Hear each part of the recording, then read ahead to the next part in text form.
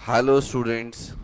आज दोस्तों हम स्टार्ट करने जा रहे हैं इंटर और एग्जीक्यूटिव लेवल पर सीए, सीएमए, सीएस के लिए नया लॉ इनकम टैक्स एक्ट 2025। ये 1 अप्रैल 26 से अपने पूरे इंडिया में एप्लीकेबल हुआ है। नाम इसका इनकम टैक्स एक्ट 2025 है। पहले इनकम टैक्स एक्ट 1961 चलता था। आज हम फर्स्ट लेक्चर ले रहे हैं। आने वाले समय में ये हमारी classes face to face, live, online और रिकॉर्डेड सभी मोड में अवेलेबल होंगी। मेरा नाम शावेज आलम है। लास्ट 18 ईयर से बेटा मैं टैक्सेशन पढ़ाता हूँ। आइए अब हम बिना ज़्यादा बात किए हुए क्लास को स्टार्ट करते हैं। इनकम टैक्स एक्ट आज का हमारा टॉपिक है, मगर ये आता है टैक्सेशन के पेपर में। टैक्सेशन बेटा 100 मार्क्स का पेपर है। अगर हम बात करें इंटरमीडिएट लेवल पर, टैक्सेशन में दो पार्ट्स आते हैं। एक का नाम डायरेक्ट टैक्स है और डायरेक्ट टैक्स में इनकम टैक्स पूछा जाता है। अब तक पूछा जाता था इनकम टैक्स एक्ट 1961, और जनवरी 2027 तक जितने अटेम्प्ट हैं उन सब में इनकम टैक्स एक्ट 1961 ही पूछा जाएगा। दूसरा है इनडायरेक्ट टैक्स। इनडायरेक्ट टैक्सेस में दो टैक्स इस समय पढ़ाए जाते हैं बच्चों को। एक जीएसटी जो 1 जुलाई 2017 से आया है, और दूसरा custom act. Custom act CA inter के कोर्स में नहीं है, ऑल्दो सीएमए में है कस्टम। इनकम टैक्स 50 मार्क्स का पूछा जाएगा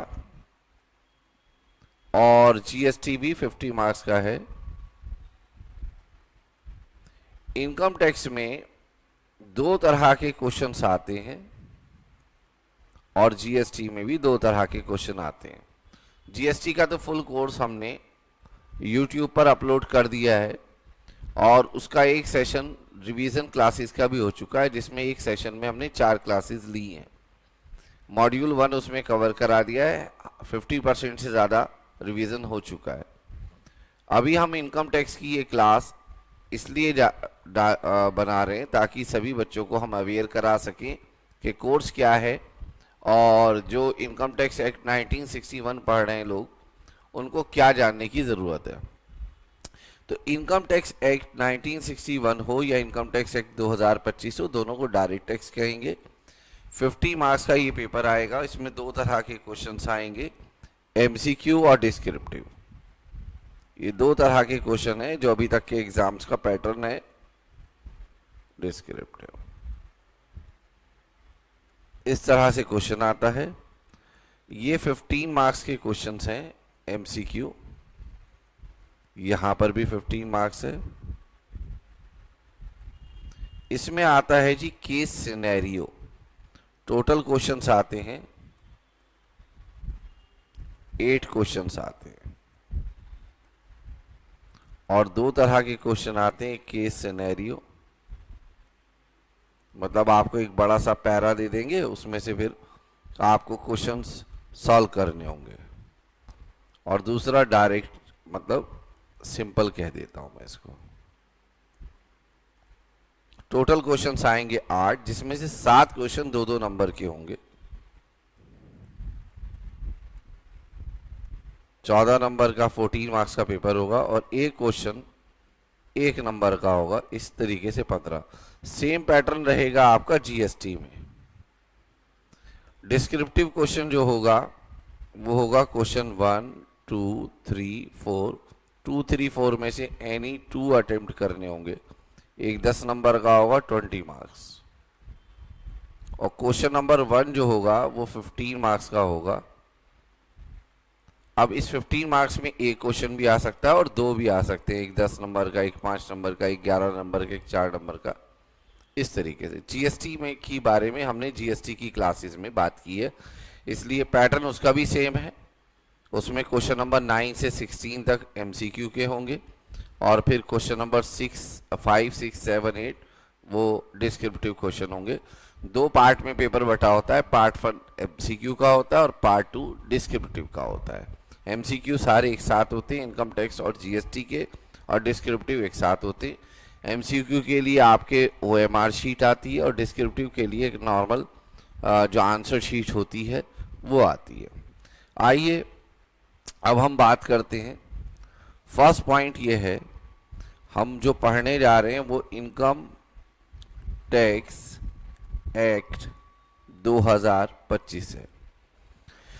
सीए हो या सीएमए या सीएस, ये 2027 के जो एग्ज़ाम होंगे मई जून वहाँ से स्टार्ट होगा, तो ये आपके यहाँ एप्लीकेबल है with effect from May 2027 exams onwards. अभी तक हमारे इंस्टीट्यूट्स ने कुछ भी नोटिफाई नहीं किया है, बट ये क्लियर है कि मई 27 में इनकम टैक्स एक्ट 2025 पूछा जाएगा। जो 1961 वाला एक्ट है उसको मैं इधर साइड में लिख देता हूँ। इनकम टैक्स एक्ट 1961 ये आपके जनवरी 2027 के जो एग्ज़ाम्स हैं वहाँ तक ये वैलिड है। उसके बाद बेटा नो डाउट रीऑर्गेनाइज तो हुआ है। अगर कोई पूछे कि इनकम टैक्स एक्ट और 1961 और इनकम टैक्स एक्ट 2025 में चेंजेस हैं, तो नो डाउट चेंजेस हैं। किस तरह के चेंजेस हैं वो भी हम बात करेंगे, बट आज डेमो है उन लोगों के लिए जो पहली बार इनकम टैक्स पढ़ेंगे और उनका एग्ज़ाम मई 27 में है। ठीक है, तो इनकम टैक्स एक्ट 2025 में मैं आपकी जानकारी के लिए बता दूं, इसमें जो सेक्शंस हैं वो टोटल 536 सेक्शंस हैं, यानी कि पहले की तुलना में कम हो गए हैं। Number 2, schedules. एक्ट में हमेशा स्केड्यूल या आप शेड्यूल बोलिए 16 है। नंबर 3, रूल्स, जिसको आप इनकम टैक्स रूल्स कहेंगे, वो 333 है। और फॉर्म्स बहुत ज़्यादा इंटरमीडिएट लेवल पर नहीं पूछे जाते, पता हो तो अच्छी बात है। 190 के आसपास फॉर्म्स हैं। आइए बेटा हम स्टार्ट करते हैं। हमारा सब्जेक्ट है आज का टैक्सेशन। फर्स्ट पॉइंट उठता है कि टैक्सेशन किसे कहते हैं। तो दोस्तों अगर सिंपल भाषा में कहें तो हम कहेंगे टैक्स एक कंपलसरी पेमेंट है। कंपलसरी पेमेंट है, मगर बेटा हर कंपलसरी पेमेंट को आप टैक्स नहीं कह सकते।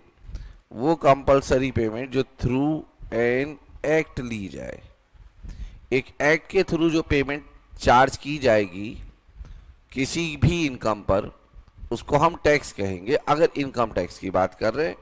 और अगर आप सप्लाई की बात करेंगे तो उसको जीएसटी कहेंगे। फिलहाल हम देख रहे हैं टैक्स किसे कहते हैं। तो टैक्स है compulsory payment through an act. Act के थ्रू जो पेमेंट ली जाएगी उसे टैक्स कहेंगे। अब क्वेश्चन उठता है एक्ट कहाँ बनता है, तो जनरली एक्ट जो बनता है दोस्तों वो पार्लियामेंट में बनता है। पार्लियामेंट में एक्ट बनता है। पार्लियामेंट के दो हाउसेज होते हैं, लोकसभा और राज्यसभा। यहां पर आपका कोई एक्ट बनता है। होता क्या है, गवर्नमेंट ऑफ इंडिया, अगर हम इसके बैकग्राउंड में जाएं तो वो एक टैक्स कमेटी बनाती है। ये टैक्स कमेटी सर्वे करती है। सर्वे का मतलब है डाटा कलेक्ट करती है, फिर उसको एनालाइज करती है और रिसर्च एंड एनालाइज करती है, देखती है इकोनॉमी की क्या ज़रूरत है। क्योंकि जब तक ये काम नहीं करेगी तो हम गवर्नमेंट ऑफ इंडिया अपनी इकोनॉमिक्स पॉलिसी जिसे कहते हैं फिस्कल पॉलिसी, वो नहीं बना सकती। तो गवर्नमेंट जब टैक्स के ऊपर काम करती है तो वो एक फिस्कल पॉलिसी, और ये जिम्मेदारी गवर्नमेंट ऑफ इंडिया की है। टैक्स कमेटी बनाती है जो सर्च करती है, सर्वे करती है, रिसर्च करती है और एनालाइज करती है, और फिर ये लोग रिपोर्ट तैयार करते हैं ऑन इकोनॉमिक इश्यूज कि हमारे देश की नीड क्या है, रिक्वायरमेंट क्या है। तो इन्होंने बहुत पहले देख लिया कि अब इनकम टैक्स में रिफॉर्म्स आने की ज़रूरत है, क्योंकि हमारा जो इनकम टैक्स चल रहा था वो इनकम टैक्स एक्ट 1961 था, जो अपने देश में एप्लीकेबल हुआ था 1 अप्रैल 1962 को। जैसे ये इनकम टैक्स एक्ट 2025 है और वो एप्लीकेबल हुआ है 1 अप्रैल 26 से। सर 1 साल क्यों लग गया एप्लीकेबल होने में? बेटा उसका कारण होता है कि कोई एक्ट तभी एप्लीकेबल होता है जब उससे के कॉन्टेक्स्ट में उसके रिगार्डिंग रूल्स आ जाते हैं। तो जब रूल्स आ गए तब वो एप्लीकेबल हुआ 1 अप्रैल 26 से। कोई भी एक्ट बिना रूल के एप्लीकेबल नहीं हो सकता। हम इस बारे में आगे चलकर कोर्स में बात करेंगे। ये जो कमेटी होती है जनरली ये फाइनेंस मिनिस्टर के अंदर काम करती है और इन्होंने रिपोर्ट तैयार करके सेंड कर दी, आप ऐसे समझिए, टू फाइनेंस मिनिस्टर या मिनिस्ट्री ऑफ फाइनेंस को। फिर ये कैबिनेट में इसको डिस्कस किया जाता है। हमारे देश के सभी जितना भी कैबिनेट है, प्रधानमंत्री से लेकर और बाकी के सारे मंत्री किसी भी लॉ को लाने से पहले डिस्कशन करते हैं, फिर इसे पास किया जाता है थ्रू कैबिनेट। और मैं सिर्फ टैक्स के बारे में यहां पे बात कर रहा हूं और ये कहलाता है फाइनेंस बिल। फिर फाइनेंस बिल को लोकसभा और राज्यसभा में रखा जाता है ताकि उसके ऊपर एक आर्ग्यूमेंट किया जा सके। और फिर जब यहाँ आर्ग्यूमेंट हो जाता है, बातचीत हो जाती है, वाद विवाद पक्ष और विपक्ष में हो जाता है, तो इसको मेजोरिटी से पास करना होता है। यहां भेजा जाता है ऑन पासिंग विद मेजोरिटी। जब ये मेजोरिटी के साथ पास हो जाता है तो इसे भेजा जाता है प्रेसिडेंट ऑफ इंडिया के पास।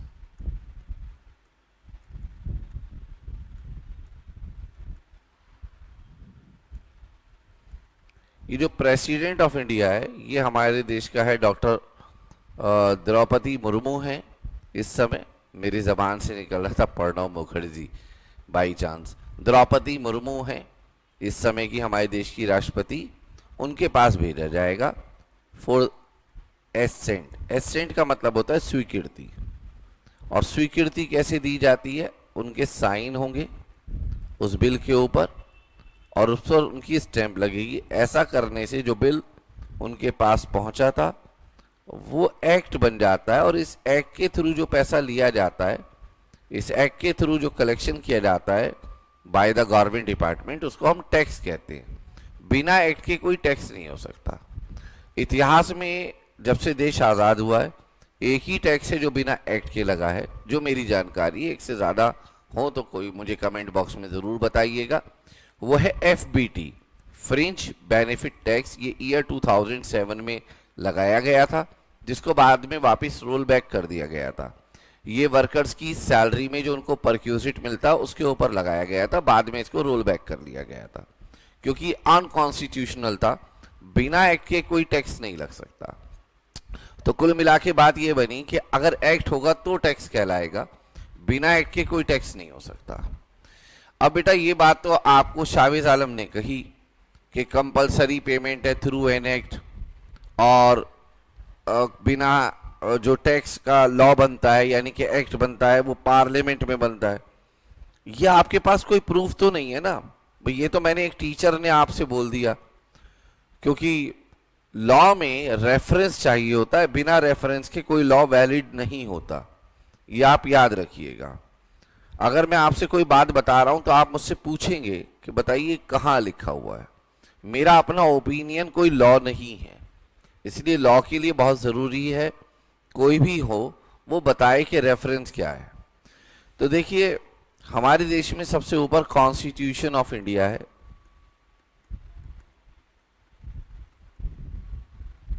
भारतीय संविधान। और इस भारतीय संविधान के बारे में जितना पॉसिबल हो सकता है डिटेल, ठीक है ना, वो डिटेल मैंने आपसे जीएसटी की क्लासेस में की है। मैं उस पर तो नहीं जा रहा हूं, मगर मैं उसमें से एक बात बता रहा हूं। उसके अंदर आर्टिकल हैं आर्टिकल नंबर 265, जिसमें ये लिखा हुआ है no tax shall be levied, आपके ऊपर कोई टैक्स नहीं लगाया जाएगा। लेवी का मतलब होता है लगाना, टैक्स लगाना, आप उसको टैक्स इंपोज करना कहते हैं। No tax shall be levied, कोई टैक्स नहीं लगाया जाएगा आप पर, और कलेक्टेड, ना कलेक्ट किया जाएगा, except by authority of law, बिना अथॉरिटी ऑफ लॉ के ना कोई टैक्स लगाया जाएगा, ना आपसे कोई टैक्स लिया जाएगा।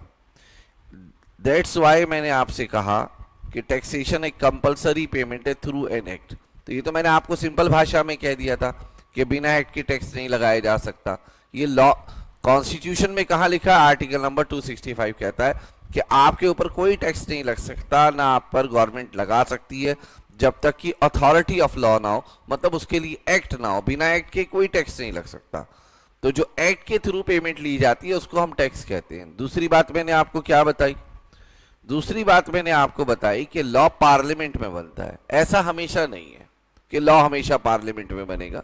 कुछ लॉ ऐसे हैं कि जो लेजिस्लेटिव असेंबली और लेजिस्लेटिव काउंसिल में भी बनाए जाते हैं। एक और आर्टिकल है, आर्टिकल नंबर 246, इसका 7th स्केड्यूल है। ये वो स्केड्यूल नहीं है जो मैंने अभी आपसे थोड़ी देर पहले यहां डिस्कस किया था। देखिए, ये वो स्केड्यूल नहीं है जो मैं आपसे कह रहा था कि इनकम टैक्स एक्ट में, ये कह रहा था ना मैं, 16 शेड्यूल है। ये जो शेड्यूल है ये एक्ट में, और जो मैं अभी शेड्यूल की बात कर रहा हूं वो कॉन्स्टिट्यूशन ऑफ इंडिया में है। अभी बताऊंगा कॉन्स्टिट्यूशन ऑफ इंडिया के शेड्यूल में और एक्ट के शेड्यूल में क्या डिफरेंस है, वो अभी बात करेंगे। तो आर्टिकल नंबर 246 में 7th शेड्यूल है, ठीक है ना, 7th स्केड्यूल है। वैसे टोटल स्केड्यूल जो है हमारे कॉन्स्टिट्यूशन में वो 12 हैं, 12। उसमें से जो 7th स्केड्यूल है उसके अंदर पावर दी गई है हमारे देश की गवर्नमेंट को। हमारे देश जो है ना वो दो चीजों से मिलकर बना है, स्टेट गवर्नमेंट और सेंट्रल गवर्नमेंट। हमारा देश जब देश आज़ाद हुआ 1947 में, तो वो बहुत सारे राज्यों में, प्रांतों में, सूबों में, किंगडम में बटा हुआ था। उसको मर्ज किया गया और एक यूनाइटेड इंडिया बनाया गया।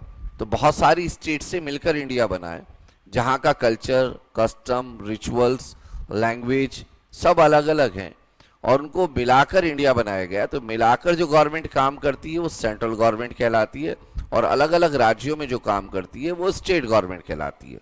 इसलिए हर कानून ना सेंट्रल गवर्नमेंट बना सकती है, ना हर कानून स्टेट गवर्नमेंट बना सकती है। तो सेंट्रल गवर्नमेंट के लिए जो कानून बनाने की पावर है वो लिस्ट 1 में, जिसको हम यूनियन लिस्ट कहते हैं, और इस लिस्ट नंबर 2 जो है वो स्टेट और यूनियन टेरिटरी के लिए है। और लिस्ट नंबर 3 है दोस्तों एक कॉन्करेंट लिस्ट। कॉन्करेंट लिस्ट, यहां पर वो मैटर्स आते हैं जो रिलेटेड टू सेंट्रल गवर्नमेंट हो। सेंट्रल गवर्नमेंट की जितनी पावर है वो लिस्ट 1 में दी गई है। पावर को यहां एंट्री से शो किया गया है, एंट्री नंबर 82 से लेकर एंट्री नंबर 91 तक है। इस एंट्री में पावर है आपके पास कानून बनाने की, इनकम टैक्स लॉ। तो इनकम टैक्स लॉ बनाने की पावर सेंट्रल गवर्नमेंट के पास है। इस पावर का इस्तेमाल करके इन्होंने पहले बनाया इनकम टैक्स एक्ट 1961, जो अभी भी स्टूडेंट स्टडी कर रहे हैं। ऐसा नहीं है कि इसका रेलिवेंस समाप्त हो गया। ये एप्लीकेबल था आपका पूरे इंडिया में विद इफेक्ट फ्रॉम 1 अप्रैल 1962 से लेकर 31 मार्च 2026 तक। आज हम इनकम टैक्स के बारे में बात करेंगे, और इनकम टैक्स बनाने की पावर सेंट्रल गवर्नमेंट के पास है। तो हम लिस्ट 2, लिस्ट 3 के बारे में बात नहीं कर रहे हैं। लिस्ट 2 में यहाँ पे मैं पहले बता दूं, यहाँ पे स्टेट गवर्नमेंट और जो यूनियन टेरिटरी है उनके पास पावर है कानून बनाने की, और ये लोग कानून बनाते हैं लेजिस्लेटिव असेंबली में और लेजिस्लेटिव काउंसिल में। हिंदी में बोले तो विधानसभा और विधान परिषद। उनके जो मेंबर होते हैं वो कहलाते हैं मेंबर ऑफ लेजिस्लेटिव असेंबली और member of legislative council, MLA और एमएलसी। हमारे देश में 28 राज्य हैं, 8 केंद्र शासित प्रदेश हैं। जो 28 राज्य हैं, 28 स्टेट्स हैं, उसमें एमएलए भी होते हैं, एमएलसी भी होती हैं, यानी कि लेजिस्लेटिव असेंबली और लेजिस्लेटिव काउंसिल दोनों होते हैं। ठीक है, तो राज्य का कानून बनता है विधानसभा में और विधान परिषद में। ठीक है, और देश का जो कानून होता है वो लोकसभा और राज्यसभा में बनता है। तो जो एक्ट आज हम शुरू करने जा रहे हैं, इनकम टैक्स एक्ट 2025, वो सेंट्रल गवर्नमेंट का, यूनियन गवर्नमेंट का कानून है और वो लोकसभा राज्यसभा में बना होगा दोस्तों। वो सेंटर का कानून है, वो संसद में, पार्लियामेंट में बना। इसलिए हमने दूसरी बात यहाँ ये लिखी, देखिए कि एक्ट जो बनता है वो जनरली पार्लियामेंट में बनता है, लोकसभा राज्यसभा में। तो जो आज हम कानून पढ़ रहे हैं वो लोकसभा राज्यसभा में बना होगा, नो डाउट। बट हर कानून लोकसभा राज्यसभा में नहीं बनेगा। जो लिस्ट 2 के कानून होंगे वो विधानसभा और विधान परिषद, लेजिस्लेटिव असेंबली और लेजिस्लेटिव काउंसिल में बनेंगे। ठीक है, ठीक है। इसके बाद आता है हमारा नया एक्ट, इनकम टैक्स एक्ट 2025। ये एप्लीकेबल हुआ है आपका विद इफेक्ट फ्रॉम 1 अप्रैल 26। यहां से ये एप्लीकेबल हुआ है। और ये कानून कहां बना होगा? ये बनेगा कानून पार्लियामेंट में। जो भी सेंट्रल गवर्नमेंट के लिस्ट 1 के कानून है वो पार्लियामेंट में बनेंगे, लोकसभा में और राज्यसभा में, यहां बनेंगे कानून। इन पे साइन कौन करेगा? साइन कौन करेगा? सील कौन करेगा? वो करेगा देश का राष्ट्रपति, प्रेसिडेंट ऑफ इंडिया। और देश का राष्ट्रपति कौन है? देश का राष्ट्रपति है डॉक्टर द्रौपदी मुर्मू। द्रौपदी मुर्मू जी जो हैं वो हमारे देश की राष्ट्रपति हैं। सिमिलरली लिस्ट 2 का जो कानून है, मैंने जैसे अभी बताया, लेजिस्लेटिव असेंबली और लेजिस्लेटिव काउंसिल में बनता है। जो हमारे यहाँ 28 स्टेट्स हैं उनके कानून पे साइन करते हैं गवर्नर। और जो 8 केंद्र शासित प्रदेश हैं जिनको यूनियन टेरिटरी कहते हैं, वो 2 पार्ट में बटी हुई हैं। एक है दिल्ली, जम्मू कश्मीर और पुदुचेरी। उनका कानून लेजिस्लेटिव असेंबली में बनता है। दिल्ली, जम्मू कश्मीर और पुदुचेरी में लेजिस्लेटिव काउंसिल नहीं है, इसलिए इनको हाफ स्टेट कहते हैं। और जो बाकी की 5 यूनियन टेरिटरी हैं, लद्दाख है, चंडीगढ़ है, अंडमान निकोबार आइलैंड है, लक्षद्वीप है, दमन दीव प्लस दादर एंड नागर हवेली है। ये जो 5 हैं ये यूनियन टेरिटरी हैं, वो सेंट्रल गवर्नमेंट के अधीन है, उसके अंदर चलती है। और जो 3 केंद्र शासित प्रदेश बताए, दिल्ली, जम्मू कश्मीर, पुदुचेरी, उनका कानून लेजिस्लेटिव असेंबली में बनता है। There is no legislative council, therefore they are known as half state. और उनके कानून पे साइन लेफ्टिनेंट गवर्नर करता है। ये जो प्रोविजंस वाली बात है आपको किसी को ज़्यादा जाननी है तो मैं ऑलरेडी इस चीज़ को YouTube पर जीएसटी की लेक्चर नंबर 1 में डाल चुका हूँ। और हमारी नई जीएसटी की क्लासेस सारी आ चुकी हैं, तो किसी को भी पुरानी जीएसटी की क्लासेस देखने की ज़रूरत नहीं है। जिस पर लिखा हो जनवरी 27, मई 27, ये वाली जो प्लेलिस्ट है उसको आप देखिए। ठीक है, उसमें सब कुछ आपको मिल जाएगा। टोटल उसमें 66 लेक्चर आज की डेट तक आ चुके हैं, फर्दर मोर लेक्चर्स उसमें आने हैं। ठीक है, आइए तो मैं लिस्ट 2 और लिस्ट 3 के बारे में दोस्तों आज कोई बात नहीं कर रहा हूँ। मैंने आपके सामने 2 बात रखी। टैक्स किसे कहते हैं? टैक्स एक कंपलसरी पेमेंट है जो थ्रू एन एक्ट ली जाए। उसका कॉन्स्टिट्यूशन में प्रोविजन आर्टिकल नंबर 265 है। दूसरी बात मैंने कही कि एक्ट पार्लियामेंट में बनेगा, बट हमेशा नहीं, मगर सेंट्रल गवर्नमेंट का एक्ट पार्लियामेंट में बनता है। ये बात आर्टिकल 246 के शेड्यूल 7 में लिस्ट 1 में गिवन है और जो हमने आपसे बात की। तो आज जो हम स्टार्ट करने जा रहे हैं that is income tax act 2025। मगर छोटी सी बात एक और कर दूं मैं आपसे कि कॉन्स्टिट्यूशन ऑफ इंडिया सबसे ऊपर है हमारे यहाँ, हमारे देश में। कॉन्स्टिट्यूशन ऑफ इंडिया में दोस्तों आर्टिकल होते हैं। आर्टिकल में है स्केड्यूल, जैसे अभी आपने सुना था स्केड्यूल नंबर 12, स्केड्यूल में लिस्ट दी गई है, लिस्ट में एंट्री दी गई है। अब जैसे लिस्ट थी लिस्ट 1, शेड्यूल था 7, आर्टिकल था 246, एंट्री नंबर था 82, और इसमें पावर है इनकम टैक्स लॉ बनाने की, और इस पावर का सेंट्रल गवर्नमेंट ने इस्तेमाल किया और उन्होंने बनाया इनकम टैक्स एक्ट 1961। इस एक्ट के अंदर सेक्शंस होते हैं, तो इस एक्ट के अंदर शेड्यूल भी होंगे। तो ये शेड्यूल अलग हैं जो एक्ट के अंदर होंगे, और जो कॉन्स्टिट्यूशन ऑफ इंडिया के अंदर शेड्यूल हैं वो अलग है। इसको मिसगाइड मत होना, ठीक है। चलिए, कभी कहें कि वहां बताएं 12 और लिखवाएं 16, तो 16 जो शेड्यूल हैं वो नए एक्ट इनकम टैक्स एक्ट 2025 में है। मैंने यहाँ 61 लिख दिया था, वो एक आदत डली हुई है ना पिछले 17-18 साल की। तो इनकम टैक्स एक्ट 2025 में 25 में टोटल हमारे 16 शेड्यूल हैं, वो अलग हैं, और जो कॉन्स्टिट्यूशन में वो अलग है। इसके अंदर सेक्शंस हैं, जैसे भी बताया कितने सेक्शंस हैं। सेक्शंस के अंदर दोस्तों सब सेक्शंस होते हैं,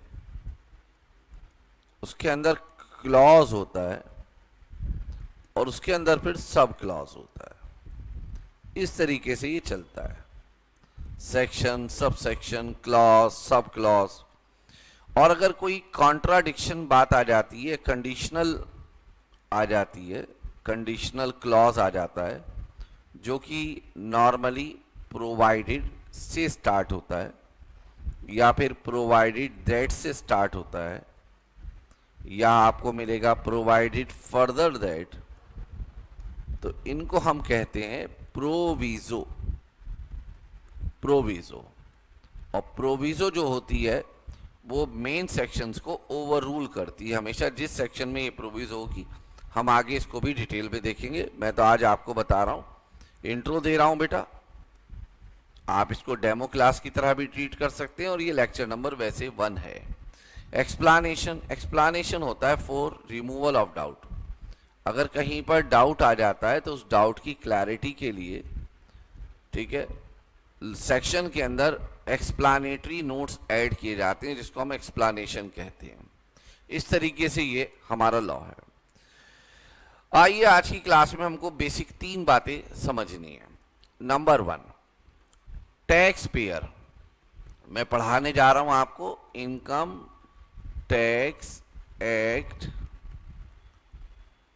2025। सबसे पहले टैक्स पेयर को हम क्या कहते हैं, यानी कि करदाता को हम क्या कहते हैं। दोस्तों, करदाता को हम नए लॉ में भी पुराने लॉ की तरह असेसी बोलेंगे। असेसी, इनकम टैक्स एक्ट 1961 जो था पहले, उसमें भी करदाता को असेसी बोलते थे, आज भी असेसी बोलेंगे। Number 2, tax officer. जो इनकम टैक्स डिपार्टमेंट में ऑफिसर है उसको क्या बोलेंगे? तो टैक्स ऑफिसर को वैसे टैक्स ऑफिसर बोलते हैं, मगर उनमें से कुछ ऑफिसर्स को हम कुछ को असेसिंग ऑफिसर बोलेंगे। इनकम टैक्स डिपार्टमेंट में काम करने वाले सभी ऑफिसर असेसिंग ऑफिसर नहीं है। इनकम टैक्स डिपार्टमेंट में काम करने वाले सभी ऑफिसर, ठीक है ना, टैक्स ऑफिसर नहीं है।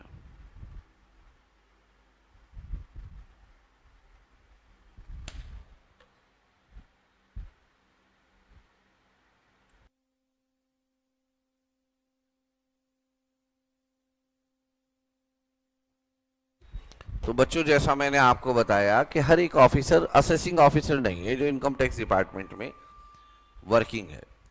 इनकम टैक्स डिपार्टमेंट के मात्र 3 ही ऑफिसर हैं जो असेसिंग ऑफिसर कहलाते हैं। टॉप पर आता है उसमें से ज्वाइंट कमिश्नर। ज्वाइंट कमिश्नर के ऊपर भी बहुत सारे और ऑफिसर्स होते हैं जिनका आप जगह जगह नाम सुनेंगे, ठीक है। चीफ कमिश्नर, ठीक है, chief commissioner of income tax, या director general of income tax, इस तरीके से बहुत सारे ऑफिसर इसके ऊपर भी रैंक हैं, पोस्ट हैं। ज्वाइंट कमिश्नर के नीचे जो दूसरा असेसिंग ऑफिसर होता है, इसके नीचे है उसकी रैंक, वो ACDC है। AC का मतलब असिस्टेंट कमिश्नर और डीसी का मतलब डेप्यूटी कमिश्नर, ये होता है जी। उसके सबसे नीचे होता है इनकम टैक्स ऑफिसर। ये 3 तरह के लोग हैं। नंबर 3 मतलब टैक्स ऑफिसर यही 3 होते हैं बेटा, joint commissioner, AC DC, income tax officer.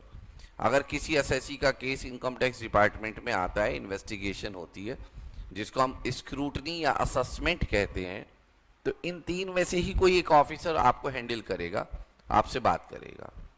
और इनमें से कौन सा ऑफिसर करेगा वो एसएससी की इनकम के लेवल पे डिपेंड करता है। मैं एग्जांपल दे रहा हूँ। फॉर एग्जांपल आपकी इनकम 20 लाख रुपए तक है तो इनकम टैक्स ऑफिसर डील करेगा, आईटीओ जिसको बोलते हैं शॉर्ट में। 20 लाख से 50 लाख है सपोज तो एसीडीसी करेगा, 50 लाख के ऊपर है तो ज्वाइंट कमीशन करेगा। ये पैरामीटर चेंज हो सकता है, टाइम टू टाइम चेंज होता रहता है, इसलिए ये कोई पैरामीटर ना आपको याद करना है। वो तो जो भी ऑफिसर होगा असेसिंग ऑफिसर, उसकी तरफ से आपको नोटिस आएगा जब भी असेसमेंट होगा। तो करदाता को हम असेसी बोलते हैं, टैक्स पेयर को हम असेसी बोलते हैं।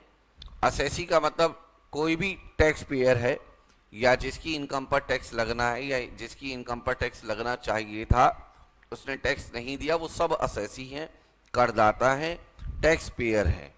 और वो कोई इंडिविजुअल हो सकता है, वो कोई पार्टनरशिप फर्म हो सकता है, कंपनी हो सकता है, यानी कि असेसी का मतलब हो सकता है कोई भी पर्सन, एनी पर्सन। असेसी में कोई भी पर्सन आएगा। तो असेसी की डेफिनेशन अलग लिखी और असेसी में कौन आएगा, एनी पर्सन। और एनी पर्सन की डेफिनेशन अलग लिखी है, इसके अंदर बहुत सारे लोग आएंगे जिसमें से मैं कुछ लिख देता हूं। इंडिविजुअल भी आएगा पर्सन में, हिंदू अनडिवाइडेड फैमिली आएगी, पार्टनरशिप फर्म आएंगी और कंपनीज आएंगी। नॉर्मली ये 4 तरह के एसएससी होते हैं, मगर और भी हो सकते हैं। ट्रस्ट हो सकती है, एओपी हो सकती है, बीओआई हो सकती है। वो फर्दर हम आगे कोर्स में इन सब के ऊपर बात करेंगे, ठीक है। तीसरा है जो सबसे मेन बात है, जो पुराने एक्ट में और नए एक्ट में पहला चेंज मैं आपको बताने जा रहा हूं, नंबर के अलावा। नंबर मतलब इनकम टैक्स एक्ट 1961 बोलते थे और अब इनकम टैक्स एक्ट 2025 बोलेंगे।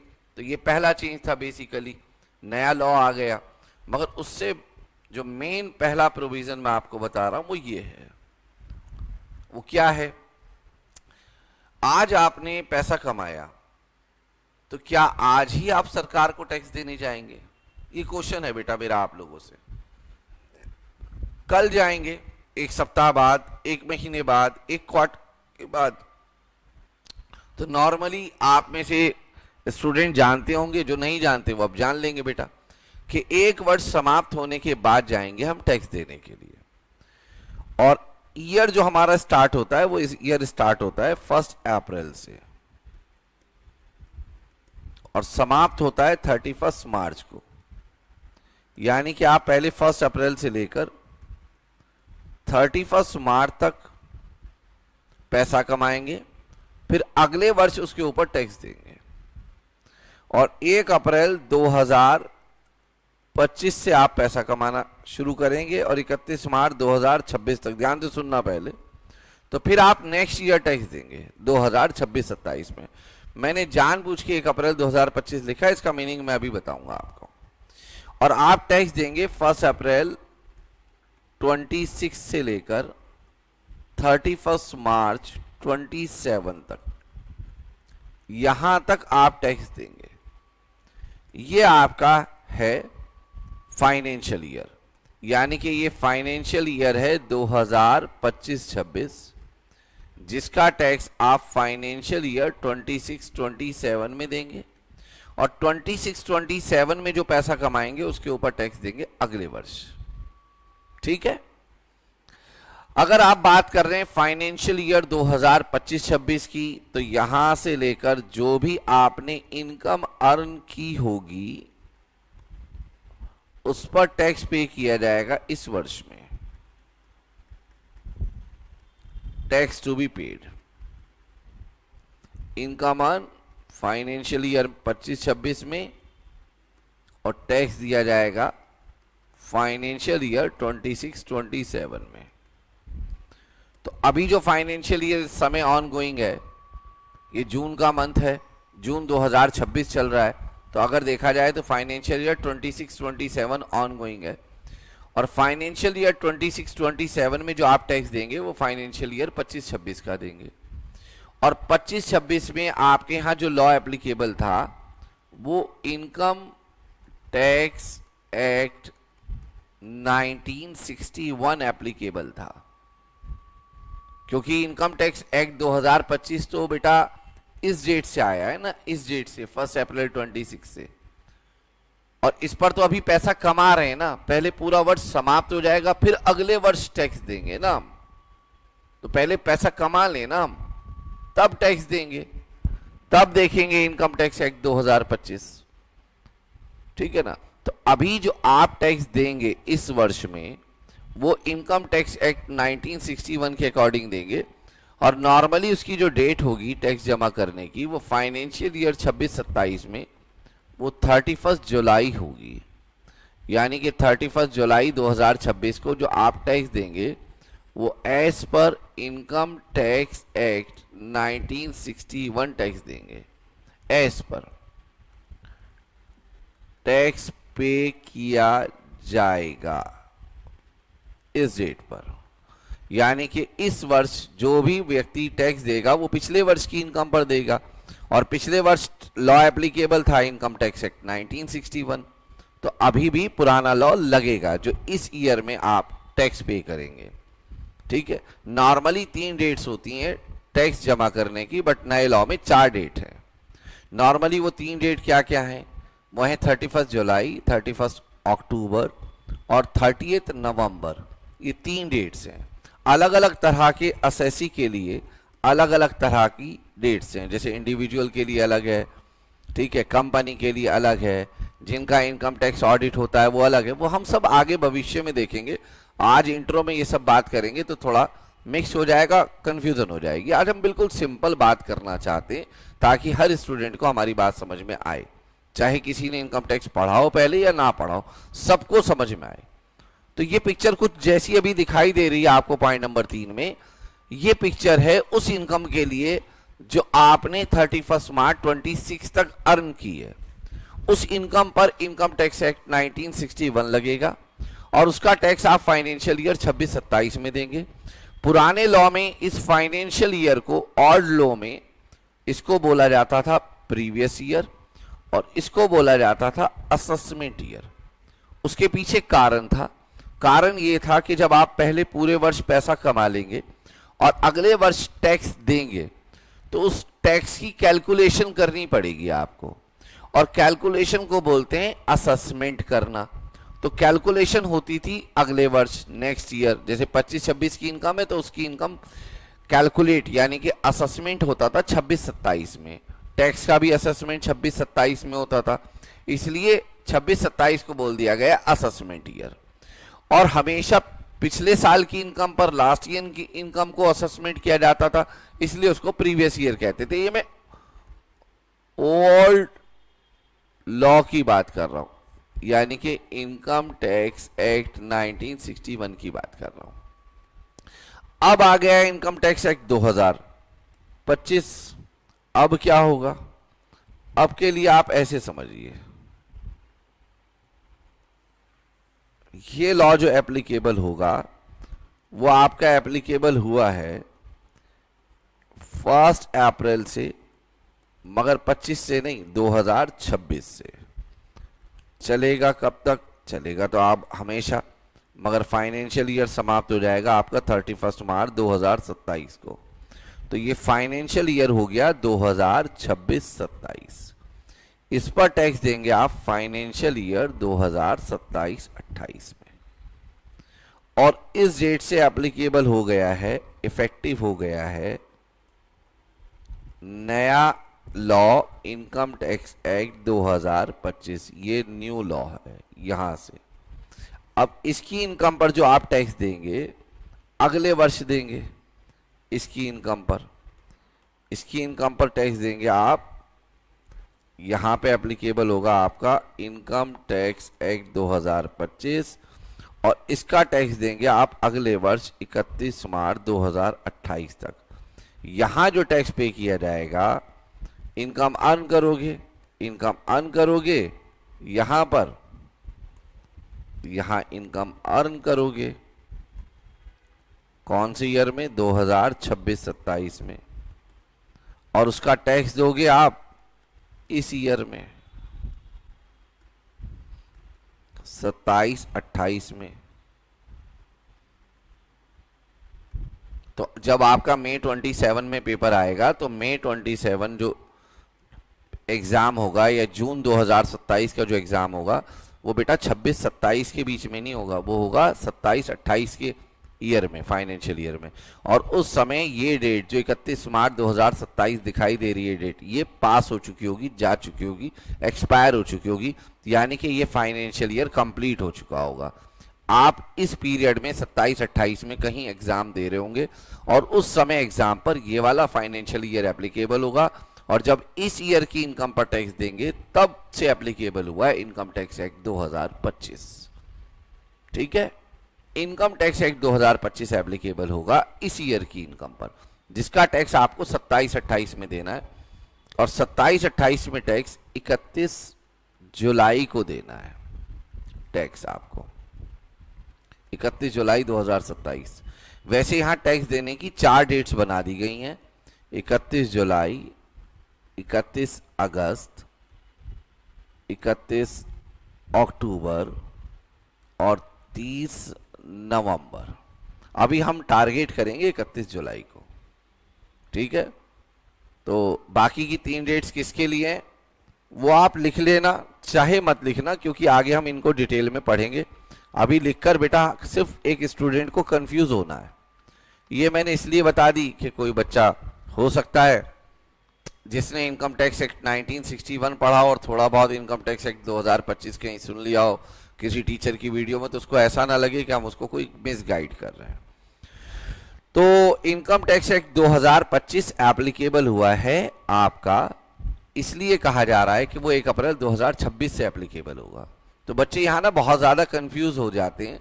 तो जब आप फाइनेंशियल ईयर 25-26 की इनकम पर कोई भी टैक्स या इंटरेस्ट या पेनल्टी देंगे तो उस पर इनकम टैक्स एक्ट 1961 लगेगा।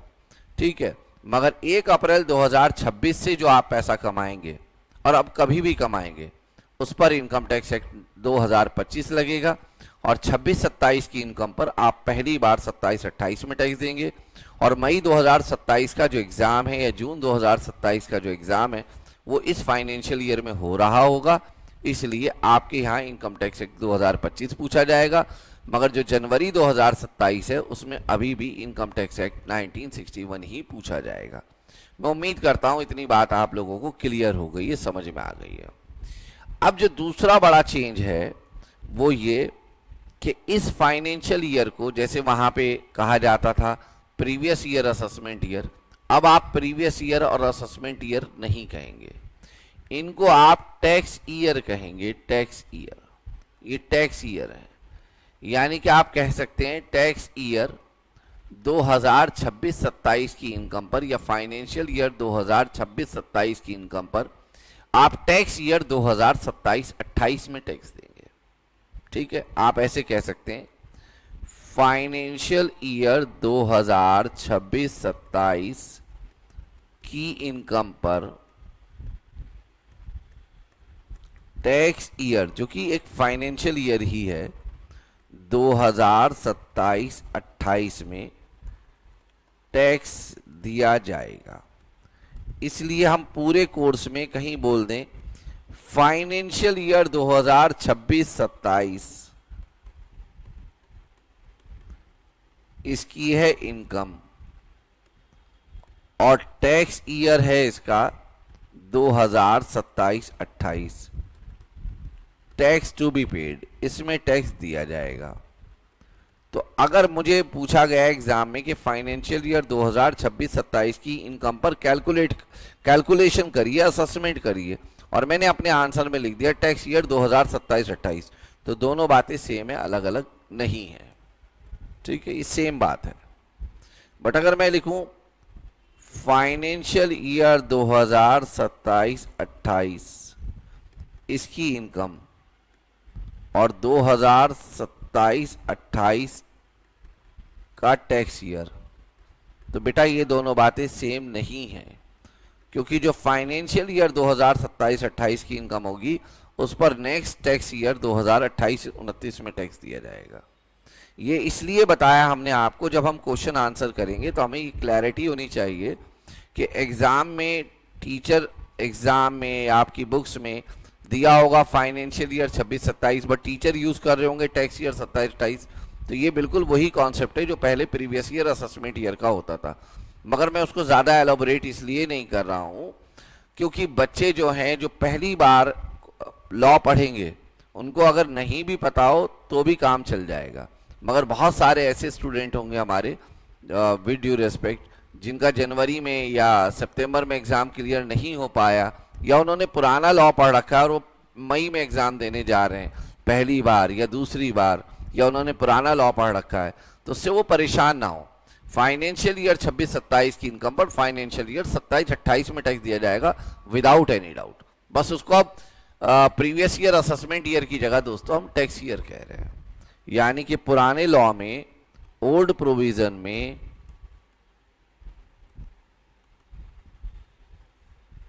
जो previous year and assessment year था,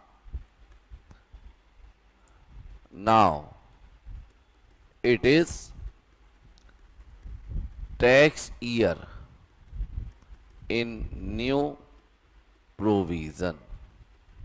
उम्मीद करता हूं ये बात आप लोगों को क्लियर हो गई है। इनकम टैक्स 2025, जी सर क्लियर हो गई। अब आगे की बात करते हैं हम। आगे की बात क्या, ये मैं आपको पॉइंट नंबर 4 बता रहा हूं।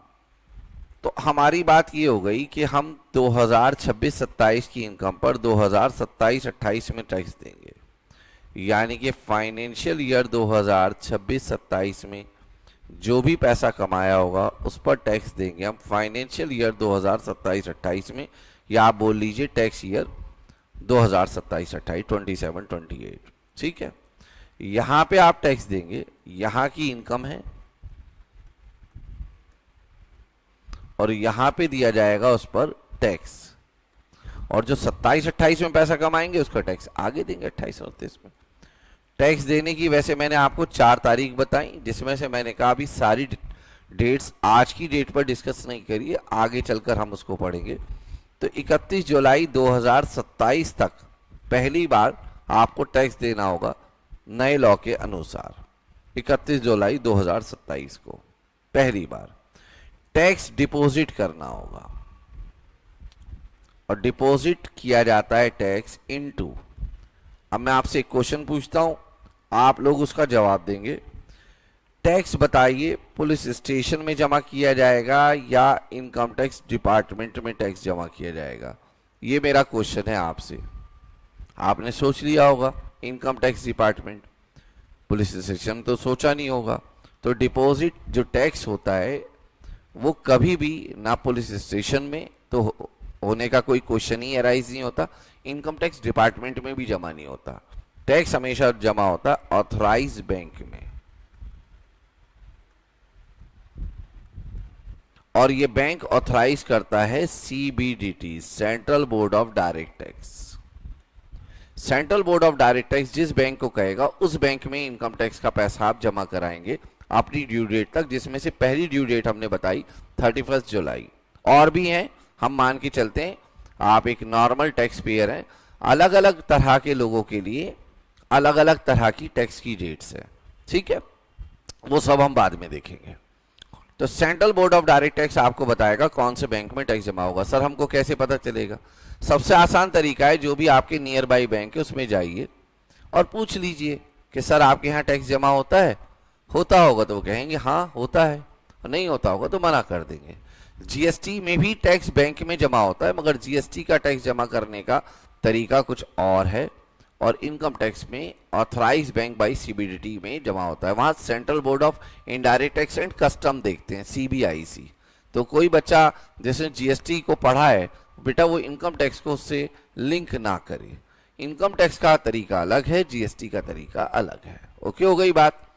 तो central board of direct tax authorise करेगा, जाके पूछ लीजिए दूसरा तरीका है कि central board of direct tax एक नोटिफिकेशन इशू करता है, जो बुक फॉर्मेट में बहुत सारे पब्लिकेशन हाउस हर साल वो बुक प्रिंट करते हैं, आप वो खरीद लीजिए। आजकल कोई नहीं खरीदता, इसलिए क्यों? क्योंकि आज तो गूगल और चैट जीपीटी और आप बहुत सारे एआई टूल्स के थ्रू जान सकते हैं कि आपके नज़दीकी कौन से बैंक में टैक्स जमा होता है। तो ये जानना कोई बहुत बड़ी बात नहीं है, आपने जान लिया। Suppose State Bank of India Laxmi Nagar Delhi में टैक्स जमा हो रहा है, तो आप वहां जाके टैक्स जमा करा सकते हैं। ये जरूरी नहीं कि आप लक्ष्मी नगर में रहते हो तो ही आप लक्ष्मी नगर में टैक्स जमा करा सकते हैं।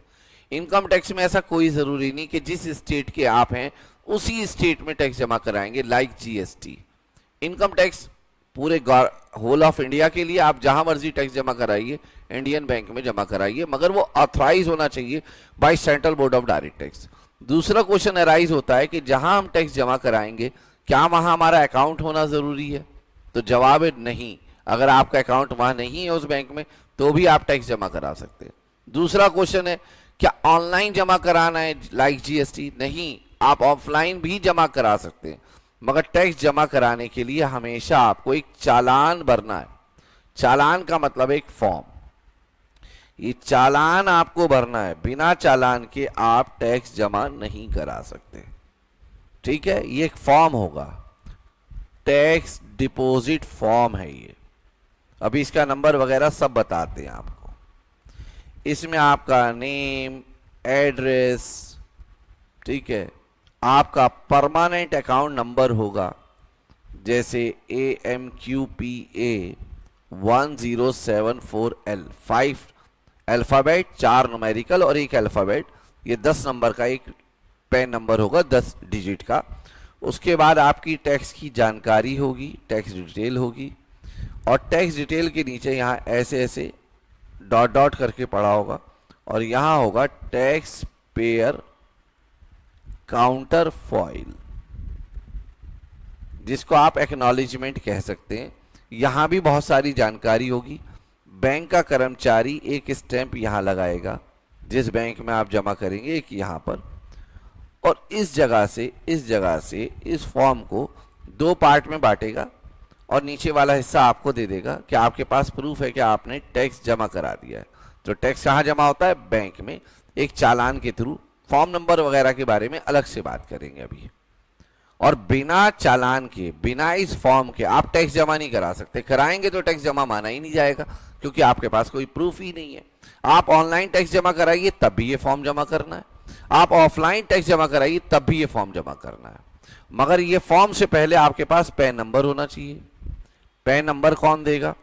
पैन नंबर की देने की जिम्मेदारी इन डिपार्टमेंट पे डाली गई है, CDSL और NSDL। ये सेंट्रल डिपॉजिटरी या नेशनल सिक्योरिटी डिपॉजिटरी हैं। ये गवर्नमेंट ऑफ इंडिया के 2 डिपार्टमेंट हैं। आप इनको ऑनलाइन एप्लीकेशन देंगे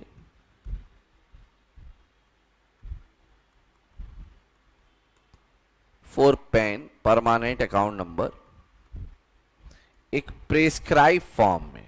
इसके फॉर्म को भी अभी आपको बताते हैं कौन सा फॉर्म लगेगा, क्योंकि 1 अप्रैल 2026 से ये फॉर्म चेंज हो गया है। ये फॉर्म लगेगा और वो आपसे 2 फोटो मांग सकते हैं, मांगेंगे नो डाउट। और तीसरा, अगर आधार कार्ड है तो सबसे बढ़िया रहेगा, क्योंकि बिना आधार कार्ड के आजकल पैन नंबर नहीं मिल रहा है। तो इससे पहले भी आप आधार कार्ड बनवा लीजिएगा, फिर पैन नंबर पे जाइएगा। और ये ऑनलाइन आप एप्लीकेशन देंगे और फिर बेटा ये आप लोगों को पैन कार्ड सेंड करेंगे pan card through registered post. अब पैन कार्ड किनको लेना मैंडेटरी है, किनको अपना पैन नंबर कहां पर मेंशन करना जरूरी है, यह आगे चलकर आपके कोर्स में पूरा एक टॉपिक है जो एग्जाम में हर बार पूछा जाता है। अगर अभी आप May 26 का पेपर देखें तो उसमें भी पैन नंबर को लेकर बहुत सारे क्वेश्चन किए गए हैं, ITR को लेकर बहुत सारे क्वेश्चन किए गए हैं। ये ITR क्या अभी बात करते हैं हम, तो पैन नंबर को लेकर बहुत सारे क्वेश्चन किए गए। तो 7 दिन से लेकर 15 दिन में पैन कार्ड आपके रजिस्टर्ड पोस्ट के थ्रू आपके एड्रेस पे पहुंच जाएगा, जो एड्रेस आपने दिया है, या जो आधार पे एड्रेस है वहां से एड्रेस वो ले लेगा। ठीक है, और वैसे पैन कार्ड 24 से 48 घंटे में इनकम टैक्स की वेबसाइट पर मिल जाएगा आपको, कोई बहुत बड़ी डील नहीं है। तो पैन नंबर तो आपको पता चल जाएगा, पैन कार्ड थोड़ा सा समय लेता है, 7 दिन से 15 दिन का समय ले लेता है, जल्दी भी आ जाता है कुछ लोगों का पैन कार्ड, ऐसी बात नहीं है। तो पैन कार्ड आ जाएगा और पैन कार्ड के थ्रू आप चालान भरेंगे, चालान भरकर आप टैक्स जमा कराएंगे। अब मैंने ना तो चालान का नंबर बताया, ना जो पैन कार्ड का नया फॉर्म है उसके बारे में कोई बात करी मैं, क्योंकि बाद में बात करूंगा एक साथ। अब आप आगे की बात सुनिए।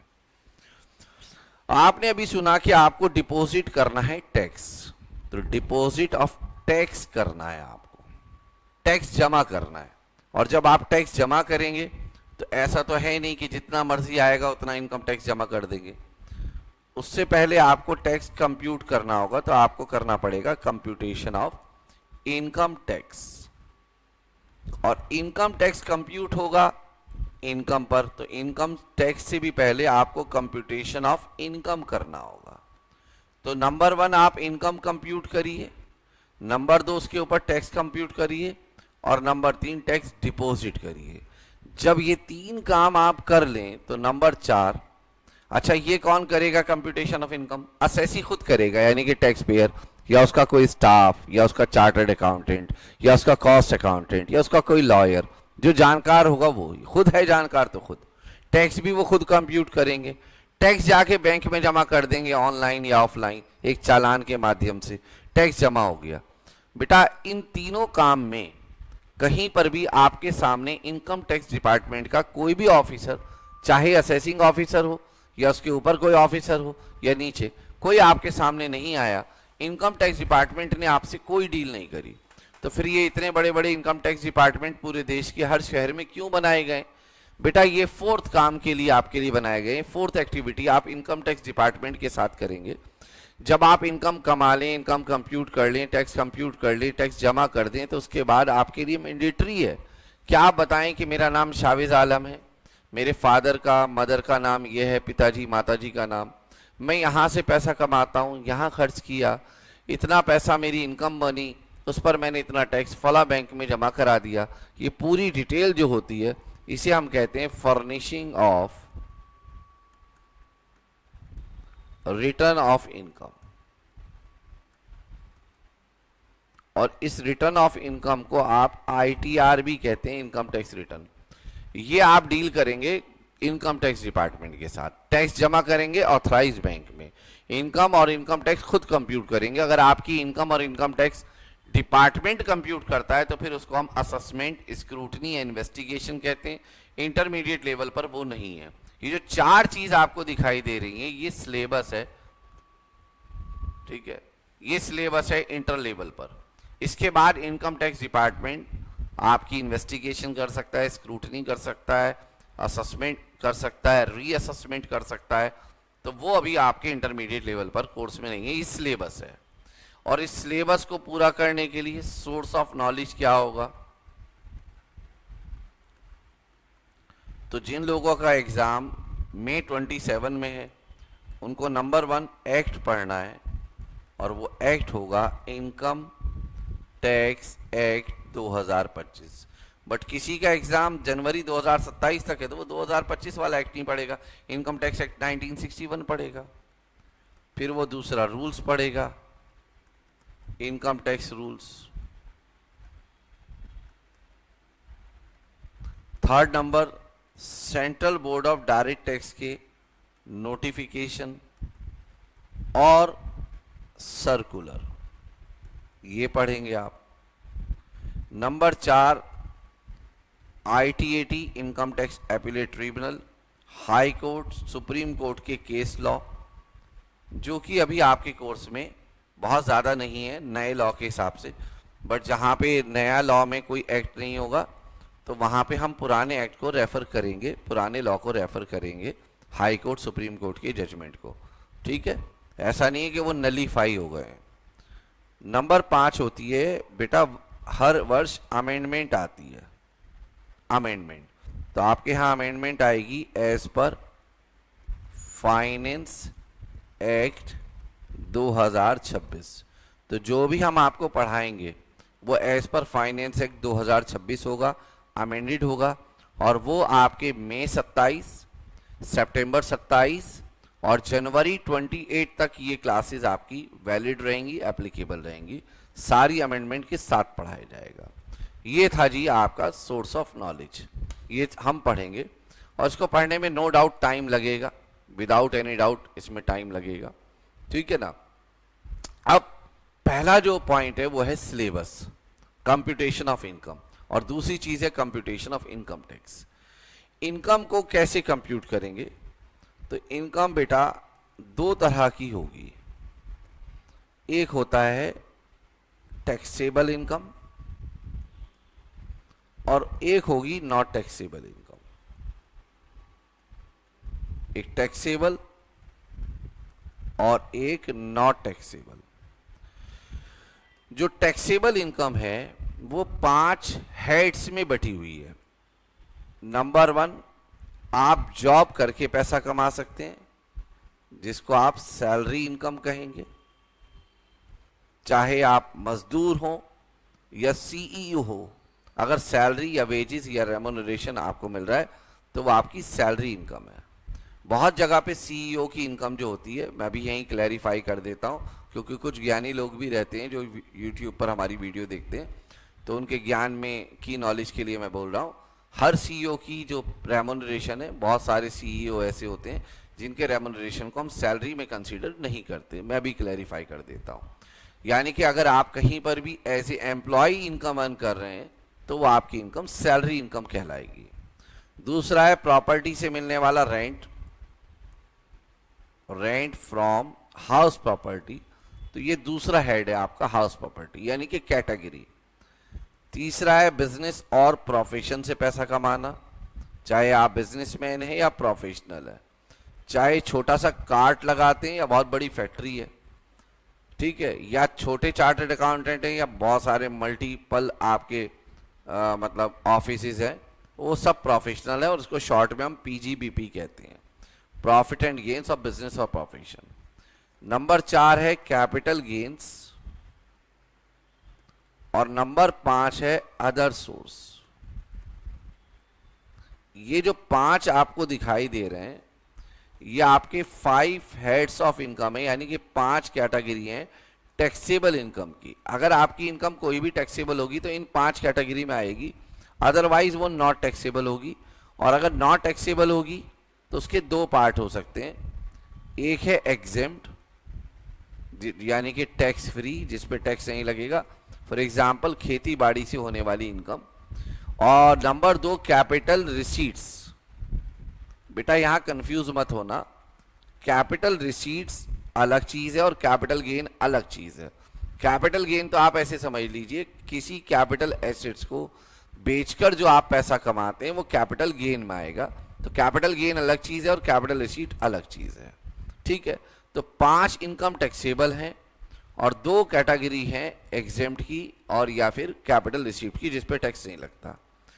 बेसिकली तो इन 5 को आप जोड़ लें तो वो 5 का जो टोटल होता है, हो सकता है आपकी 5 हेड की इनकम ना हो, इनमें से कोई 2 हेड की इनकम हो या 1 की हो या 3 की हो, 4 की या 5 की, उसको हम ग्रॉस टोटल इनकम कहते हैं। मगर कभी कभी क्या होता है, आपकी इस इनकम में किसी दूसरे की इनकम ऐड हो जाती है। दूसरा ऐड होना कहलाता है क्लब होना, और इस प्रोसीजर को हम कहते हैं क्लबिंग ऑफ इनकम। सर दूसरे की इनकम हमारी इनकम में क्यों ऐड हो जाएगी?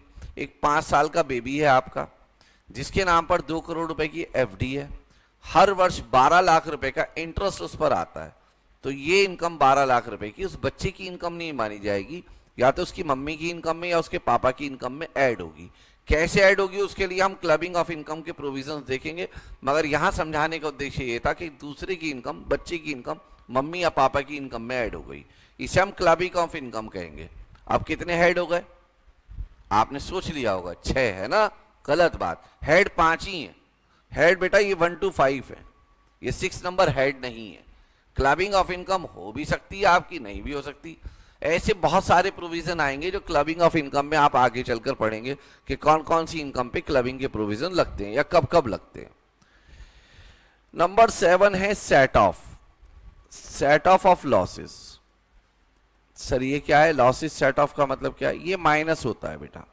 आपका एक रेडीमेड गारमेंट का बिजनेस है 12 लाख का, और एक रेस्टोरेंट का बिजनेस है, रेडीमेड गारमेंट का बिजनेस है, उसमें 12 लाख का प्रॉफिट हुआ है, और एक रेस्टोरेंट का बिजनेस है उसमें 3 लाख का लॉस हुआ है। तो लॉ कहता है आपको 12 लाख पे टैक्स देने की जरूरत नहीं है, 12 लाख में से 3 लाख माइनस करिए, जो बचेगा उस पर आप टैक्स देंगे अगर कोई बनता है तो। ये सब करने के बाद लॉ कहता है इसको हम ग्रॉस टोटल इनकम कहेंगे, इसको हम बोलेंगे ग्रॉस टोटल इनकम। फिर इसमें से आप माइनस करेंगे डिडक्शंस, डिडक्शंस माइनस करेंगे। जैसे बच्चों को पढ़ाने के लिए ट्यूशन फी दिए, ट्यूशन फी का मतलब बहुत सारे लोग सोचते हैं कोचिंग सेंटर में जो फीस दिए, नहीं, रिकॉग्नाइज स्कूल में जो फीस दी गई है, और उसमें भी जो वहाँ की ट्रांसपोर्टेशन फ़ी है, लाइब्रेरी चार्जेस हैं, लैब चार्जेस हैं, एग्जामिनेशन फ़ी है, यूनिफॉर्म के लिए पैसा दिया है, सिलेबस के लिए पैसा दिया, वो सब नहीं, उस फी स्लिप में जो ट्यूशन फ़ी होगी बस उसकी डिडक्शन मिलेगी, वो भी रिकॉग्नाइज स्कूल या रिकॉग्नाइज कॉलेज की। पाठशाला क्लासेस को लेकर डिडक्शन नहीं मिलेगी। डिडक्शन और भी बहुत सारी चीज़ों की मिलती है, हेल्थ इंश्योरेंस की, लाइफ इंश्योरेंस की, एफडी की, और भी बहुत सारी चीज़ें हैं, नेशनल पेंशन स्कीम की, तो बहुत सारी डिडक्शन हैं वो मिलती है। याद रखिएगा डिडक्शन पहली वो चीज़ है जो आपकी टैक्सेबल इनकम को कम कर देती है और आपके टैक्स बचाने में आपका फायदा करती है। ये जो माइनस करके आता है बेटा, इसको हम टोटल इनकम कहते हैं, और इसी टोटल इनकम को हम टैक्सेबल इनकम कहते हैं, इसको हम कहते हैं टैक्सेबल इनकम।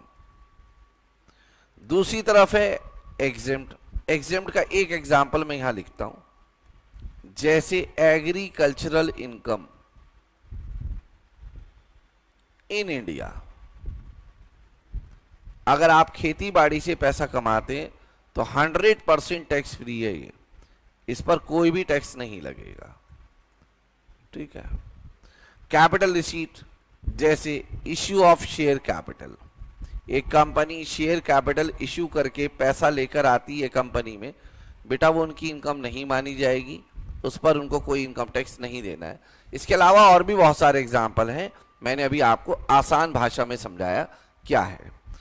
जब आपकी ये टोटल इनकम आ जाएगी तो फिर इस टोटल इनकम पर आपको टैक्स देना है, ठीक है, इस पर क्या देना है आपको, टैक्स, टैक्स देना है। तो अब आपकी दूसरी चीज है computation of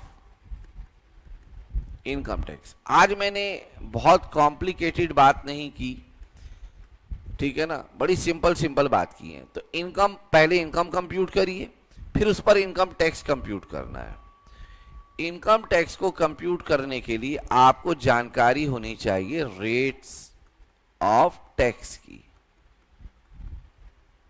rates of tax की। रेट ऑफ टैक्स दो तरह के होते हैं दोस्तों, एक है नॉर्मल रेट्स और एक है स्पेशल रेट्स। ये दो तरह के रेट्स हैं, एक नॉर्मल और एक स्पेशल। जो नॉर्मल वाले रेट्स हैं उसमें भी दो तरह के रेट्स हैं, ठीक है। आज हम सारी बात नहीं कर पाएंगे, ठीक है, मगर जितनी है वो कॉन्क्रीट बात करेंगे। एक है स्लैब रेट और एक है फ्लैट रेट। स्लैब रेट का कॉन्सेप्ट इंडिविजुअल पर लगता है, हिंदू अनडिवाइडेड फैमिली पे लगता है, औरों पे भी लगता है, मगर मैंने अभी जिन पर्सन के नाम आज क्लास के स्टार्टिंग में लिए थे बस मैंने उनके बारे में लिखा। इंडिविजुअल और एचयूएफ पर नॉर्मली स्लैब रेट लगता है। नॉर्मली क्यों बोल रहा हूं वो आपको अभी बाद में पता चलेगा। मगर जो हमारी कंपनी है या पार्टनरशिप फर्म है इन पर लगता है फ्लैट रेट। क्या है स्लैब रेट, फ्लैट रेट, हम कोर्स में सीखेंगे, मगर आज भी हम बेसिक आइडिया आपको दे देंगे। दूसरी तरफ है स्पेशल रेट। ये स्पेशल रेट जो लगता है ये असेसी के आधार पर नहीं कि आप इंडिविजुअल हैं या आप एचयूएफ हैं या आप कंपनी है, ये स्पेशल रेट सब पर लगता है बेटा, सब पर। जैसे स्पेशल रेट लगता है आपका कैपिटल गेन की इनकम पर। आपने पीछे देखा था ना कि एक इनकम थी कैपिटल गेन की इनकम, यहां पे देखिए नंबर 4, इस कैपिटल गेन की इनकम पर स्पेशल रेट लगता है। और चाहे आप इंडिविजुअल हो, पार्टनरशिप फर्म हो, कंपनी हो, कैपिटल गेन पर नॉर्मली सबको स्पेशल रेट से टैक्स देना होता है। नंबर 2 होता है जी कैपिटल गेन के बाद लॉटरी इनकम। लॉटरी इनकम दूसरी ऐसी चीज है जिस पर आपको स्पेशल रेट से टैक्स देना होता है। हो सकता है अभी आप में से कुछ लोग कहें कि जी लॉटरी इनकम पर तो इनकम ही एग्जेम्प्ट होती है, तो उस पर कहाँ, मतलब सॉरी, लॉटरी इनकम तो गैर कानूनी होती है, तो उस पर कहाँ टैक्स देना होगा।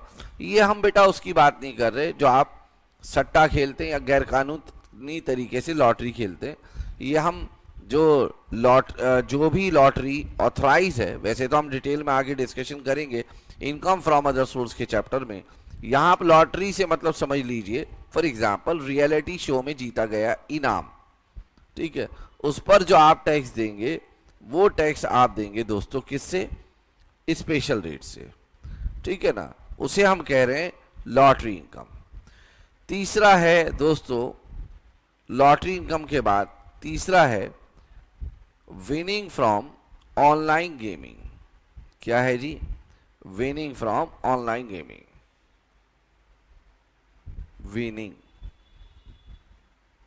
फ्रॉम ऑनलाइन गेमिंग, इस पर भी स्पेशल रेट लगता है।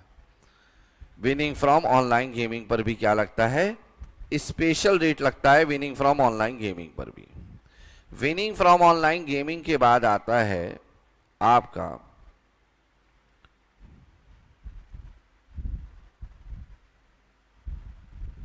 Winning from horse races, horse race में जीता गया पैसा। और नंबर 5 है अनएक्सप्लेन्ड इनकम। इनके अपने रेट्स हैं, उन्हीं रेट से आपको टैक्स देना होगा, यानी कि आपको ये सीखना है। तो पहला है कंप्यूटेशन ऑफ इनकम, दूसरा है कंप्यूटेशन ऑफ टैक्स, फिर वो टैक्स जमा करना, फिर आईटीआर फर्निश करना। इस तरीके से आपका कोर्स कंप्लीट होगा और इसे करने में नंबर ऑफ क्लासेस 80 प्लस लगेंगी। 80 प्लस प्लस मान के चलिए आप लगेंगी, 80 से 90 क्लासेस लग जाएंगी 2.5 आवर ईच। ये कॉम्प्रिहेंसिव कोर्स है। और जो हमारा फास्ट ट्रैक कोर्स होगा वो आप ये मान के चलिए 50 क्लासेस अराउंड में होगा, ठीक है। पहले हम कॉम्प्रिहेंसिव क्लासेस लाएंगे क्योंकि मेरा मानना ये है कि सभी बच्चों को फर्स्ट टाइम जब भी वो कोर्स करें तो वो कॉम्प्रिहेंसिव कोर्स करें। तो जिनका एग्ज़ाम में 2027 में होगा या जो पहली बार ही लॉ पढ़ेंगे इनकम टैक्स, तो वो कॉम्प्रिहेंसिव कोर्स ही करें, ये हमारा सजेशन है, बाकी तो आप लोगों की मर्जी होती है। और दूसरा है फास्ट ट्रैक। फास्ट ट्रैक उन लोगों के लिए जिनका एग्ज़ाम क्लियर नहीं हो पा रहा है या कुछ कमियां हैं, उनके लिए फास्ट ट्रैक है, ठीक है। ये है जी। अब स्लैब रेट की बात करूं, मैं बेटा इन स्पेशल के बारे में बात नहीं कर रहा, फ्लैट के बारे में बात नहीं कर रहा, मैं स्लैब रेट के बारे में बात करूं तो स्लैब रेट 2 तरह का है। एक है बच्चों डिफॉल्ट स्कीम,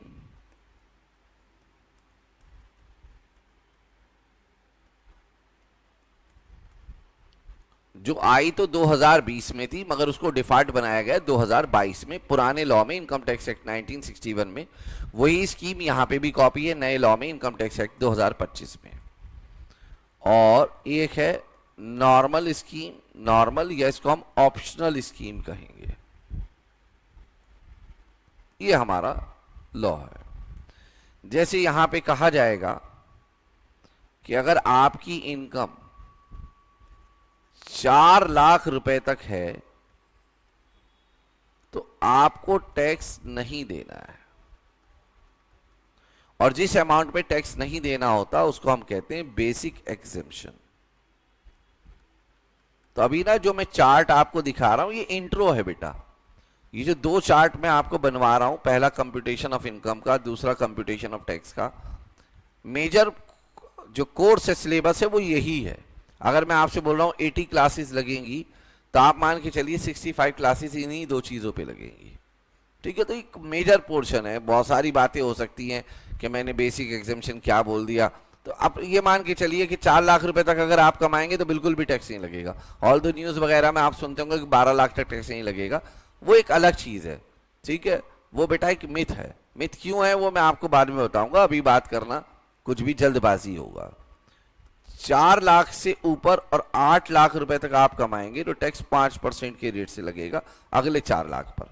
यानी कि अगर सपोज आपकी इनकम 8 लाख है तो पहले 4 लाख तक टैक्स नहीं, और अगले जो 4 लाख होंगे उस पर 5% के रेट से टैक्स लगेगा, और वो आपका टैक्स बनेगा 20,000 रुपए का। इस तरीके से टैक्स आपका बनेगा, ठीक है। फिर अगर आप इनकम कमाते हैं 8 लाख रुपए से लेकर 12 लाख रुपए तक, तो टैक्स बनेगा 10% के रेट से। 12 लाख रुपए से लेकर 16 लाख रुपए तक कमाते हैं तो टैक्स बनेगा 15%।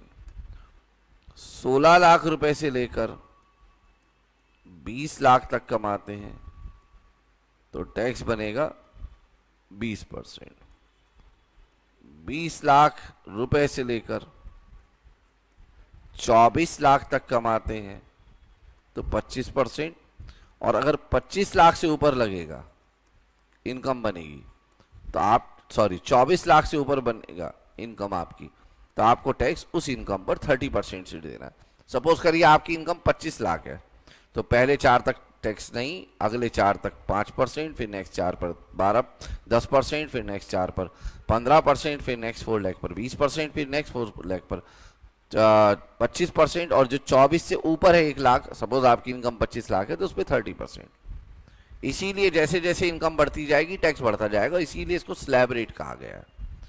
अब ये जो ऑप्शनल है इसमें टैक्स कैसे लगता है, क्या लगता है, हम नेक्स्ट क्लास में बात करेंगे, डिटेल में बात करेंगे हम कि कैसे किस इनकम पर टैक्स लगता है। यानी कि नॉर्मल इनकम टैक्स का, नॉर्मल इनकम पर टैक्स लगाने का मतलब ऑप्शनल स्कीम जो है वो अलग है, स्पेशल इनकम कैसे लगता है वो अलग है। इसे सीखने में हमको टाइम लगेगा, ठीक है। बात समझ में आ रही है? जी सर आ रही है। आइए बेटा, मैं थोड़ा सा ये बात लिखवा देता हूँ आज की क्लास में कि जो नया इनकम टैक्स एक्ट है उसके सेक्शंस आपको कहाँ से कहाँ तक स्टडी करने हैं। देखिए, जो इनकम है इसे समझने के लिए आपको सेक्शन नंबर 1 से लेकर 10 तक स्टडी करना है।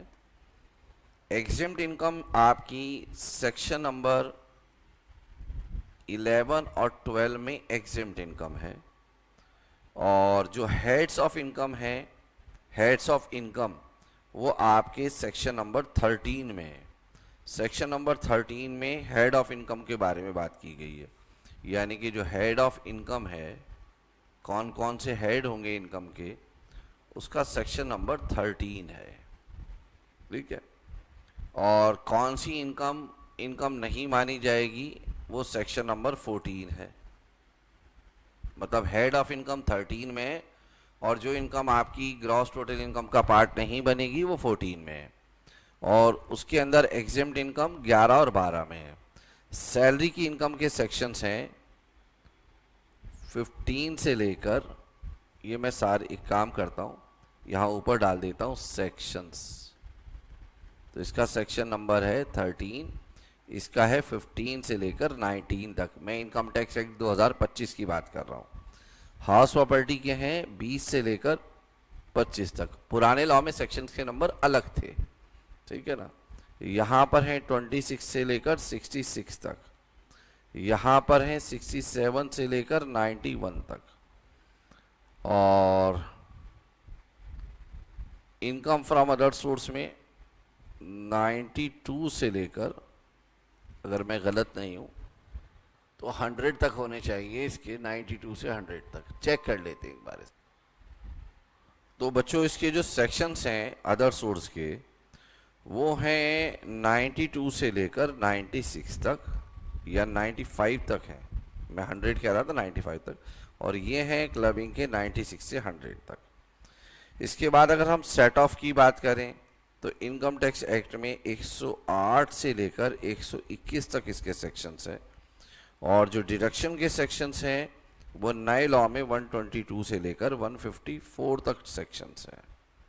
ये सेक्शन के नंबर हैं नए लॉ में। और मैं अगर रेट ऑफ टैक्स की बात करूं तो इसमें से मैंने आज एक ही बात बताई है, वो भी नॉर्मल रेट में स्लैब रेट, और स्लैब रेट में भी डिफ़ॉल्ट स्कीम। जो पुराने लॉ में सेक्शन नंबर 115 BAC हुआ करता था, वह नए लॉ में सेक्शन नंबर 202 है नए लॉ के अंदर। तो नए लॉ में सेक्शन नंबर 202 है, ठीक है ना। तो नए लॉ में है आपका सेक्शन नंबर 202, याद रखिएगा सेक्शन नंबर 202 आपके डिफ़ॉल्ट स्कीम का सेक्शन है, और ये डिफ़ॉल्ट स्कीम मैंने लिखी है अभी, ठीक है ना। ये मैंने आपको बताई अभी सिर्फ डिफ़ॉल्ट स्कीम ना, मैंने आज नॉर्मल स्कीम के बारे में बात करी है, नेक्स्ट लेक्चर में बात करेंगे उसके ऊपर हम। और नेक्स्ट लेक्चर में बेटा हम ये भी बात करेंगे, आज हमारा उद्देश्य ये था कि हम आपको ये समझा दें कोर्स कैसे है। तो कोर्स बेसिकली वही है जो पहले था, रीऑर्गेनाइज हो गया है, सेक्शन के नंबर अलग हो गए, कंटेंट बेटा 80% 85% कंटेंट सेम है, मगर सेक्शन के नंबर चेंज हो गए, रूल के नंबर चेंज हो गए, फॉर्म के नंबर चेंज हो गए। अब जैसे यही सेक्शन 202 जो अब लिख रहे हैं 115 बीएसी था, अब जैसे यहाँ लिखा है 15 to 19, पहले 3 ही सेक्शन थे, 15 16 17 यही सेक्शन हम पढ़ते थे।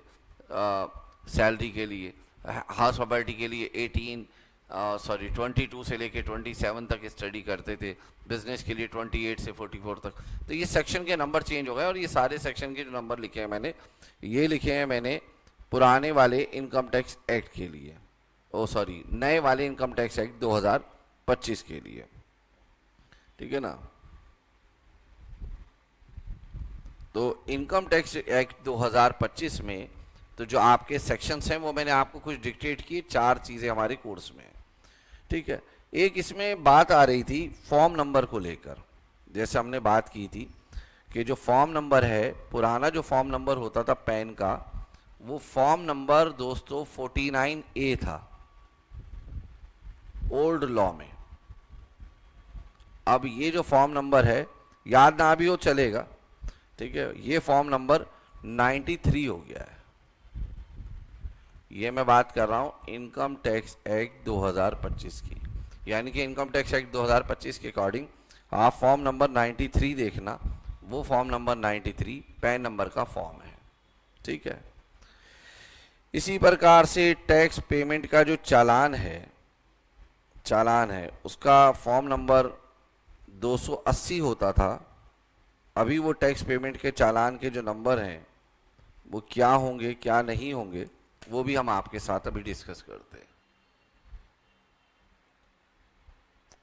तो बेटा जो चालान के नंबर हैं, जैसे मैंने अभी कहा था कि चालान का नंबर जो था वो 280 था पहले, बस उसमें उन्होंने क्या किया है 280N कर दिया है। तो ऐसे चालान का नंबर आपका 280N का मतलब न्यू हो गया, ठीक है। और फॉर्म का नंबर होगा, पैन का फॉर्म नंबर होगा 93।